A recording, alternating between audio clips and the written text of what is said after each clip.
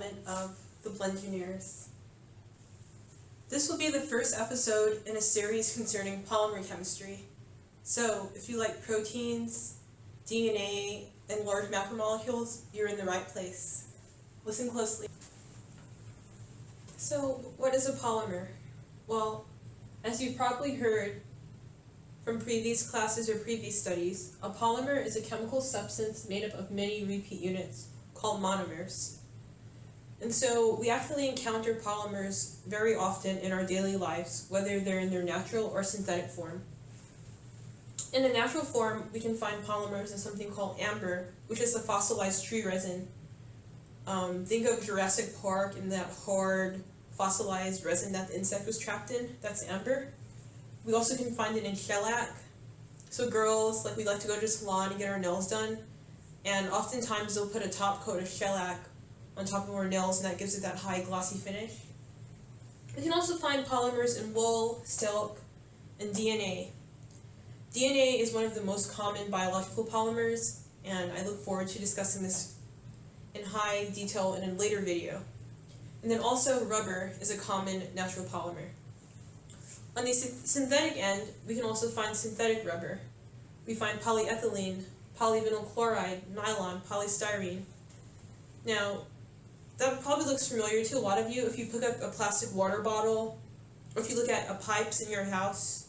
You're going to find things like polyvinyl chloride, PVC pipes. You'll find nylon in your clothes, polystyrene in your clothes, polystyrene on your sneakers. So polymers are everywhere. So, polymer properties.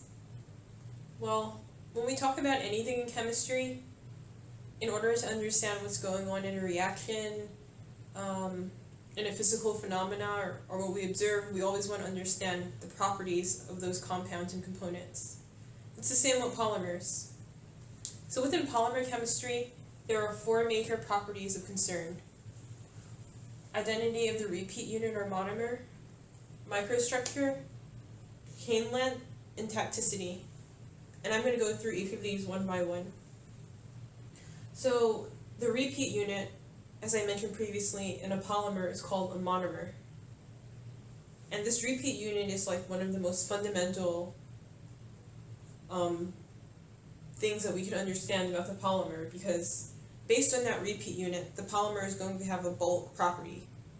You can have a bunch of individual monomers within the chain, and let's say all of those monomers are very hydrophobic compounds. Well, then at the bulk level, you're going to have a hydrophobic polymer film or polymer gel or whatever physical form of polymer you have.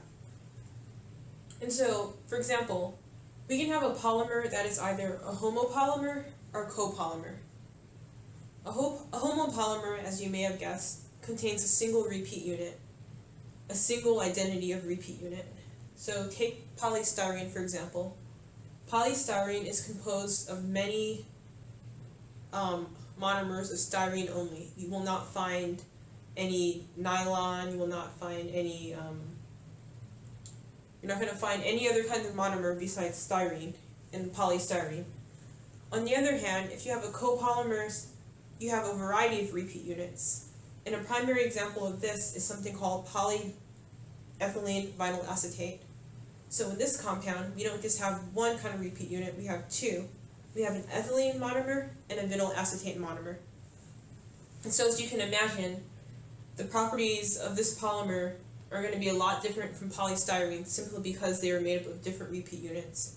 And they don't only have a single repeat unit. They have different numbers of repeat units. Microstructure. Microstructure is the arrangement of monomer residues along the backbone of the chain. Now this is a really important topic. In fact, microstructure might deserve its own video entirely, but I'm going to briefly sum it up here.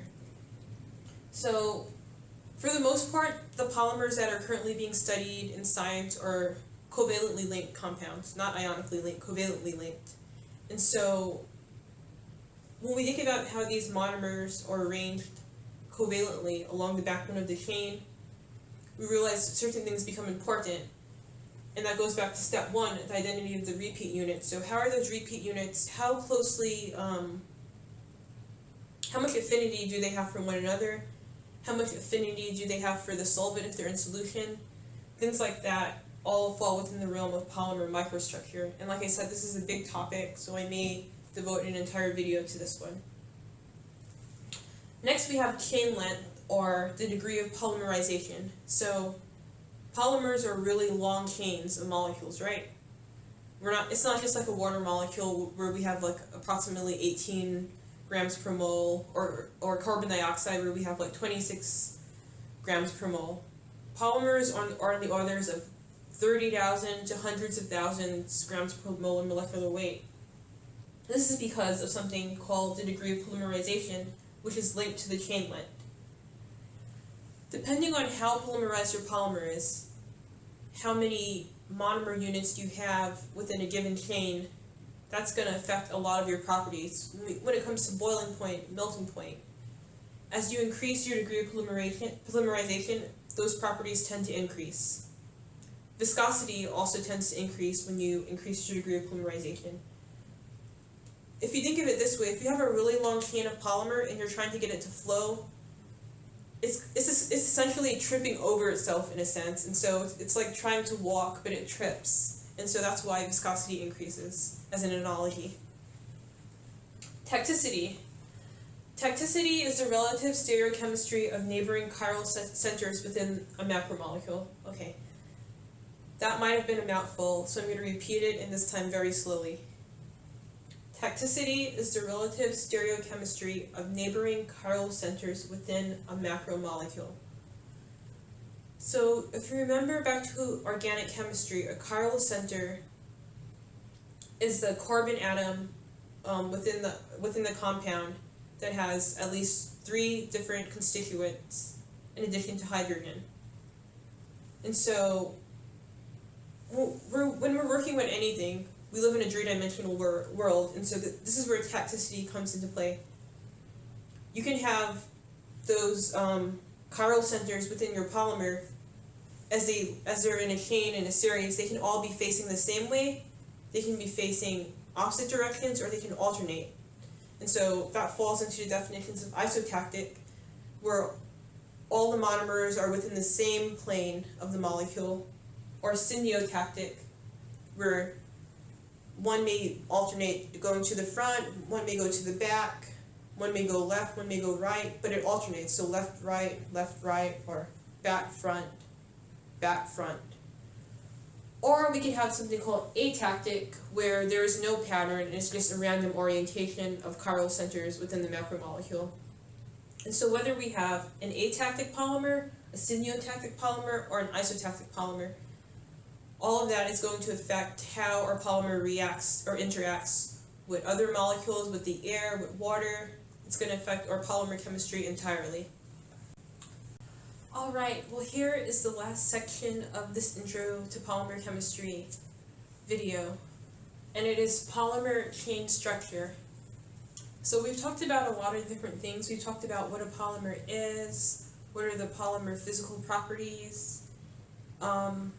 We talked briefly about chain length, but now I want to discuss chain structure. So I hope you're excited.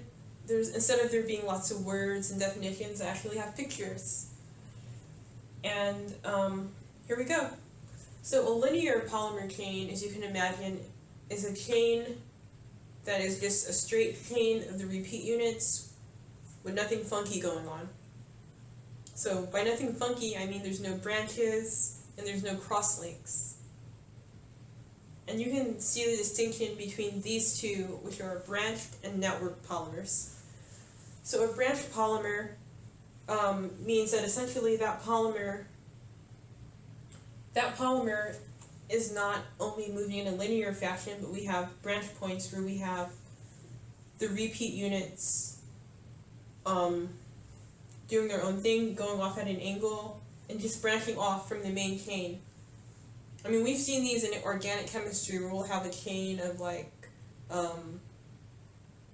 we'll have ethylene, then it may undergo some kind of addition reaction, and then we have a new chain connected to that. And so, for example, here's the main branch, and then we have branch points coming off. Networked. Networked is a little bit more interesting than branched, because in a networked polymer we have something called crosslinks. So crosslinks are links between two polymer chains. This is one polymer chain, and this is another polymer chain, and this is the crosslink between these two. So, how do the properties differ between a polymer that is linear, branched, and networked? Well, as you can probably imagine, for this last kind of polymer, the network polymer, we may have a stiffer material. Because if you're cross-linking your chains to one another and they're chemically linked, they don't have as much flexibility and room to move around. And so that's going to affect viscosity, that's going to affect melting point and boiling point. The flexibility is going to decrease. Viscosity most certainly is going to decrease. And as you can imagine, melting point is going to increase. When it comes to a branched polymer, we could expect more similar behavior to the network polymer as well, because especially if you have not just one chain but multiple chains with branch points interacting with one another, and the same kind of branch points on each chain, you're going to have a lot of intermolecular interactions going on, and that's going to affect those properties of viscosity, melting point as well. Our linear polymer chain is the most simple when it comes to the melting point and boiling point. As I mentioned previously, that's going to depend on your monomer, the identity of that monomer, and so that's going to inform the properties of this linear chain. But when it comes to things like viscosity, we can make relative assessments. We can say that we would expect a linear chain of the same monomer to have a lower viscosity than a branched chain of the same monomer, and that's for obvious reasons. Okay, let's wrap this up. So we're going to sum up what we've learned so far, section by section. The first thing we started with is, what is a polymer? So I'm going to give you guys 5 seconds to answer, and then it will appear on the screen, starting now.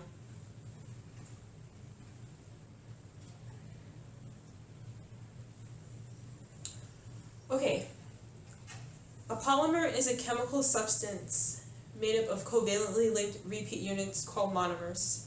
I hope you got that right. Let's move on to the next question. What are the 4 major polymer properties that we discussed?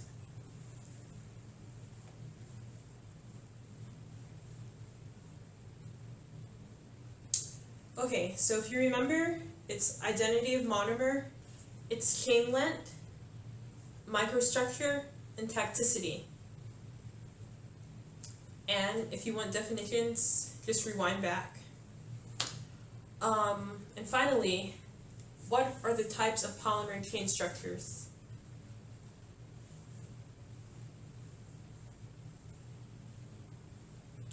So we have linear, branched, and networked. Okay, well hopefully everyone got that all right. Hopefully everyone understands. Hopefully I made sense. If not, please leave questions and concerns below. But thank you for watching.